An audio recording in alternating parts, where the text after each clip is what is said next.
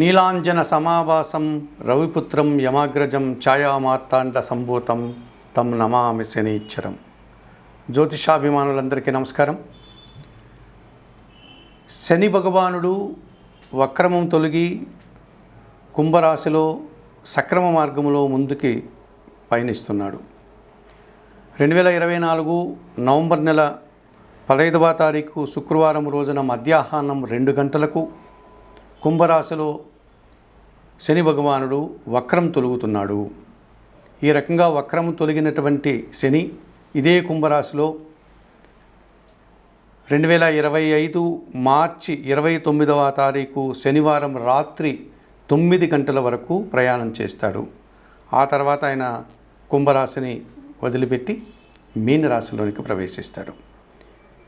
మరి వక్రం తొలగినటువంటి శని భగవానుడు సక్రమ మార్గంలో ఈ కుంభరాశిలో 4.5 నెలల పాటు ఆయన ప్రయాణం చేస్తున్నాడు కనుక 2024 నవంబర్ 15 నుండి 2025 మార్చి 29 వరకు ఈ 4 నెలల కాలంలో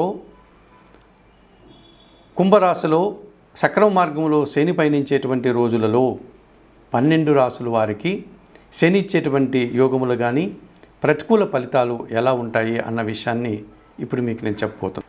ఈ శని భగవానుడు వక్రం తొలగి కుంభరాశిలో ప్రయాణం చేసేటువంటి ఈ 4.5 మాసం కాలంలో అనగా ఈ కర్కాటక రాశి వారికి ముఖ్యంగా శని యోగం వల్ల ఎలాంటి ఫలితాలు ఉంటాయి, లేకపోతే శని వల్ల ఏమైనా ప్రతికూల ఫలితాలు ఉంటాయా, అందువల్ల ఎలాంటి ఇబ్బందులు వస్తాయన్న విషయాన్ని ఇప్పుడు మీరు తెలుసుకోబోతున్నారు.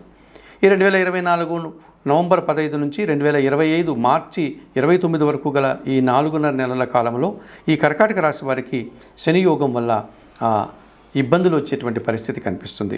ఎందుకు అనగా అష్టమాధిపతి అయినటువంటి శని భగవానుడు అష్టమ భావంలో సక్రమ మార్గంలో ముందుకు ఆయన ప్రయాణం చేస్తున్నాడు కనుక ఈ కర్కాటక రాశి వారికి అష్టమ శని దోషం కనిపిస్తుంది. ఈ అష్టమ శని దోషం వల్ల ఈ అష్టమ భావం కుంభరాశిలో శని ప్రయాణం చేయడం వల్ల ఈ కర్కాటక రాశి వారికి కాస్త ఇబ్బందికర వాతావరణాన్ని వారు ఎదుర్కోక తప్పదనిపిస్తుంది. ముఖ్యంగా జీవిత భాగస్వామితో మనస్పర్ధలు రావడానికి అవకాశం కనిపిస్తుంది. తద్వారా జీవిత భాగస్వామితో మాట్లాడేటప్పుడు కానీ లేదా శనివారం రోజు కానీ ఇతరత్ర వివాదాలకు కానీ సమస్యలు మరింతగా జటిలం చేసుకోవడానికి కానీ ప్రయత్నం చేయకుండా మౌనంగా ఉంటూ ఆ సమస్యలు రాకుండా వీరే చొరవ తీసుకుని ముందుకు వెళ్లాల్సిన వాతావరణం కనిపిస్తుంది. అలాగే జీవిత భాగస్వామితో పాటు వ్యాపార భాగస్వాములు కానీ లేకపోతే మనం పనిచేసేటువంటి ఈ జనాలతో కానీ జాగ్రత్తగా ఉండాలి. వారితో మనస్పర్ధలు కానీ అభిప్రాయ భేదాలు కానీ లేకుండా తద్వారా కలహాలు రాకుండా ముందు జాగ్రత్తలు తీసుకోవాల్సినటువంటి పరిస్థితి ఈ కర్కాటక రాశి వారికి అష్టమ శని దోషం వల్ల జాగ్రత్తలు తీసుకోవాల్సిన అవసరం కనిపిస్తుంది.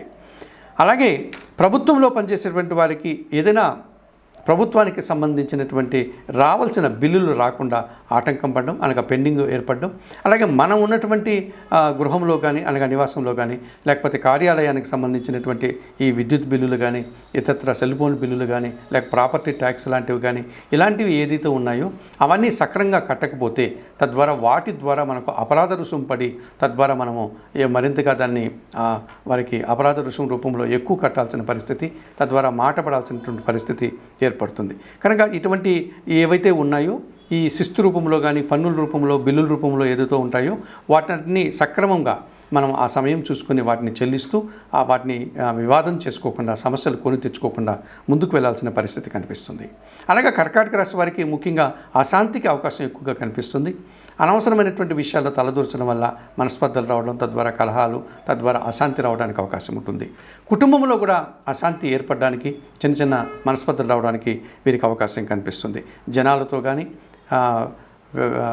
తనతో వ్యక్తిగత వ్యాపార భాగస్వాములతో కానీ జీవిత భాగస్వాములతో కానీ మనం పనిచేసే చోట ఉద్యోగులతో కానీ వీరందరితో కూడా మనం జాగ్రత్తగా మాట్లాడుతూ ఎటువంటి సమస్యను కొని తెచ్చుకోకుండా ముందుకు వెళ్లాల్సిన వాతావరణం కనిపిస్తుంది.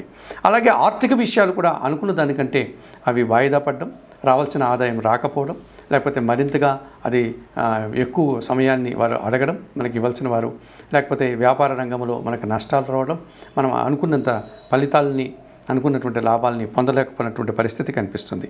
ఈ రకంగా అష్టమ శని దోషం వల్ల ఒక విధంగా శని భగవానుడు ఈ కర్కాటక రాశి వారిని బాగానే ఇబ్బంది పెట్టేటువంటి పరిస్థితి కనిపిస్తుంది. అలాగే చిన్న చిన్న అవమానాలు, చిన్న చిన్న ఆటంకాలు, చిన్న చిన్న ఆర్థిక సమస్యలు, చిన్న చిన్నగా అప్పులు చేయాల్సిన వాతావరణం కూడా వీరికి కర్కాటక రాశి వారికి ఈ శని భగవానుడు ఈ అష్టమ భావంలో ప్రయాణం చేసేటువంటి 4.5 నెలల కాలంలో వీరు ఎదుర్కోక తప్పదనిపిస్తుంది. మరి తప్పనిసరిగా ఈ కర్కాటక రాశి వారు శనేశ్వరుని యొక్క ఆలయానికి వెళ్ళి అక్కడ స్వామివారిని సందర్శించి స్వామివారికి అర్చన అభిషేకాది కార్యక్రమాలు నిర్వర్తించుకోవడం చాలా మంచిదని పరిహారంగా చెప్పుకోవచ్చు. ముఖ్యంగా తిరునల్లారు అని తమిళనాడులో ఉన్నటువంటి శనేశ్వర ఆలయానికి కానీ, లేకపోతే మహారాష్ట్రలో ఉన్నటువంటి శని సింగనాపురానికి ఉన్నటువంటి శనీశ్వర ఆలయానికి కానీ, లేకపోతే ఆంధ్రదేశంలో ఉన్నటువంటి మందవెల్లి అనేటువంటి శనీశ్వర ఆలయానికి కానీ వెళ్ళి ఈ కర్కాటక రాశి వారు అక్కడ అందుబాటులో ఉన్నటువంటి పూజాది కార్యక్రమాలు, అభిషేకాలు, దీపారాధనలు చేసి శని భగవానుడు యొక్క ప్రతికూలత నుంచి బయటపడి శని భగవాను యొక్క అనుకూలతను పొందాలని ఈ కర్కాటక రాశి వారికి సూచనగా చెప్పడం జరుగుతుంది. శని భగవానుడు కుంభరాశిలో వక్రం తొలగి సక్రంగా ప్రయాణం చేసేటువంటి ఈ 4.5 నెలల కాలంలో, అనగా నవంబర్ 15 నుంచి 2024 నవంబర్ 15 నుంచి 2025 మార్చి 29 వరకు గల ఈ 4 నెలల కాలంలో వృషభ రాశి వారికి ఎటువంటి ఫలితాలు లేకపోతే ప్రతికూల ఫలితాలు ఏమున్నాయా అన్న విషయాన్ని ఇప్పుడు తెలుసుకుందాం. ముఖ్యంగా ఈ వృషభ రాశి వారికి శని భగవానుడు కుంభరాశిలో ప్రయాణం చేయడం వల్ల అది ఈ శని భగవానుడికి అనగా వృషభ రాశి వారికి భాగ్య దశమాది కావడం వల్ల ఇప్పుడు దశమ భావం అనేటువంటి భాగ్యరాశిలో ఇప్పుడు దశమ భావమైనటువంటి కుంభరాశిలో శని ప్రయాణం చేయడం వల్ల అది దశమ భావం కావడం వల్ల ఈ వృషభ రాశి వారికి 50% మాత్రమే శని యోగాలు అనగా శని వల్ల వచ్చేటువంటి లాభాలు, అనుకూలతలు కనిపిస్తున్నాయి. ముఖ్యంగా భాగ్య దశమాధిపతి అయినటువంటి ఈ శని భగవానుడు దశమ భావంలో కుంభరాశిలో ప్రయాణిస్తున్నాడు కనుక వీరికి ప్రతికూల ఫలితాలు 50%, అనుకూల ఫలితాలు 50% అనగా మిశ్రమ ఫలితాలు రావడానికి అవకాశం కనిపిస్తుంది వృషభ రాశి వారికి. వృత్తి ఉద్యోగ వ్యాపారాల్లో ముఖ్యంగా పని భారము, శ్రమ, అధిక ఒత్తిడి ఇది అధికం కావడానికి అవకాశం ఉంటుంది. అలాగే వృత్తి ఉద్యోగపరమైనటువంటి ప్రయాణాలు చేయాల్సి ఉంటుంది.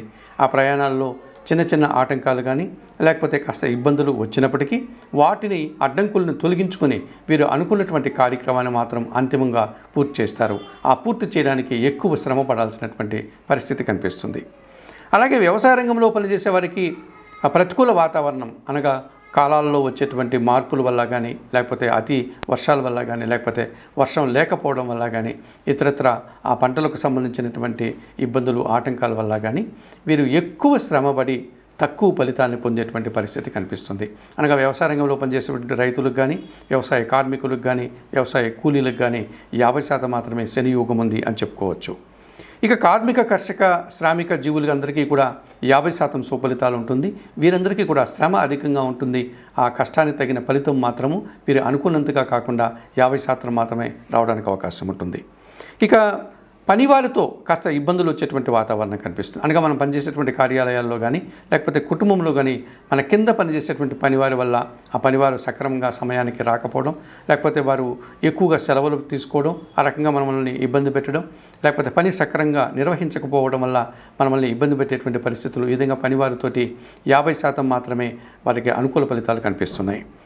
మరి ఈ పూజలు, దీక్షలు చేసేవారు కూడా వారు అనుకున్నటువంటి కార్యక్రమాలు సక్రమంగా చేయకుండా కాస్త ఇబ్బందులను ఎదుర్కోవడం, లేకపోతే అనారోగ్య సూచనలు, తద్వారా వీరు అతి కష్టం మీద వారు అనుకున్నటువంటి దీక్షలు కానీ, తీర్థయాత్రలు కానీ, దైవ దర్శనాలు కానీ కష్టం మీద పూర్తి చేసుకున్నటువంటి వాతావరణం కనిపిస్తుంది. మరి ఈ రకంగా వృషభ రాశి వారికి దశమ భావంలో కుంభరాశిలో శని ప్రయాణం చేయడం వల్ల 50% మాత్రమే సుఫలితాలు, 50% మాత్రమే ప్రతికూల ఫలితాలు ఉన్నాయి కనుక తప్పనిసరిగా వీరందరూ కూడా పరమేశ్వరునికి పూజలు నిర్వర్తించడం, అలాగే ఆంజనేయ స్వామిని శనివారం రోజు దర్శించుకోవడం, సుందరకాండ పారాయణం చేయడం, ఆంజనేయ స్వామికి తమలపాకులు పూజ లాంటిది నిర్వర్తించడం, లేకపోతే పరమేశ్వరుని యొక్క శివలింగానికి పాలాభిషేకం నిర్వర్తించడం, ఇలాంటి పనులన్నీ చేయడం వల్ల మరింతగా మంచి ఫలితాలు రావడానికి అవకాశం ఉంటుంది.